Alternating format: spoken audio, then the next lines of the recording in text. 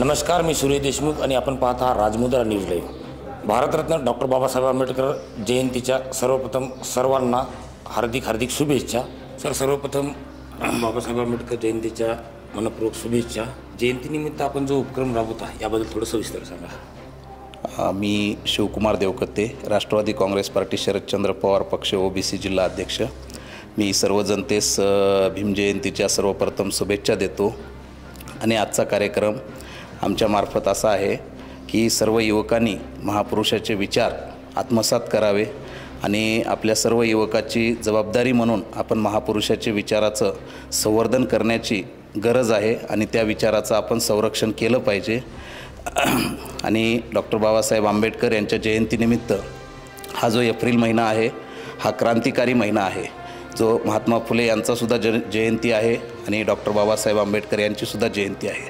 आणि हे गुरु शिष्याचं नातं आहे, जे महात्मा फुलेंनी आपल्या शेतकऱ्याचा आसूड गुलामगिरी या पुस्तकातून शेतकऱ्याविषयी, रोजगाराविषयी, युवकाविषयी, बेरोजगारीविषयी हे जे सर्व मुद्दे मांडलेले आहेत ते मुद्दे डॉक्टर बाबासाहेब आंबेडकरांनी संविधानाच्या माध्यमातून त्या मुद्द्याला अधिकार दिलेले आहेत आणि सर्व शेतकऱ्यांना न्याय देण्याचं काम डॉक्टर बाबासाहेब आंबेडकरांनी केलेलं आहे। म्हणून आम्ही ह्या जगभरामध्ये ही जयंती एवढ्या उत्साहामध्ये आणि आपल्या अधिकाराचं संरक्षण व्हावं म्हणून आपण साजरी करत असतो। बरं, आपण आपल्या पक्षामार्फत वर्षभर कुठले कार्यक्रम राबवत असतो? सर्व महापुरुषाच्या आपण जयंती राबवत असतो।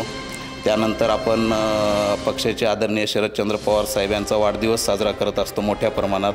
आणि जेव्हा आपण ओबीसी, एससी, एसटी ह्या सर्व लोकांवर जेव्हा आपण काही सरकारकडून जेव्हा अन्यायाची भूमिका होईल किंवा चुकीचं GR वगैरे निघाल्या जाईल तेव्हा आपण निषेध करण्यासाठी हे सगळ्यात प्रथम हे सर्व करत असतो। शेवटचा प्रश्न, आता आपण आपल्या माध्यमातून, आमच्या चॅनलच्या माध्यमातून काय आवाहन करणार? जनतेला एवढंच आव्हान आहे की आज 14 एप्रिल भारतरत्न डॉक्टर बाबासाहेब आंबेडकर यांची जयंती पूर्ण देशभरामध्ये अति उत्साहानं साजरी होत आहे आणि आपल्या नांदेड जिल्ह्यामध्ये सुद्धा खूप मोठ्या प्रमाणात उत्साहानं साजरी होत आहे।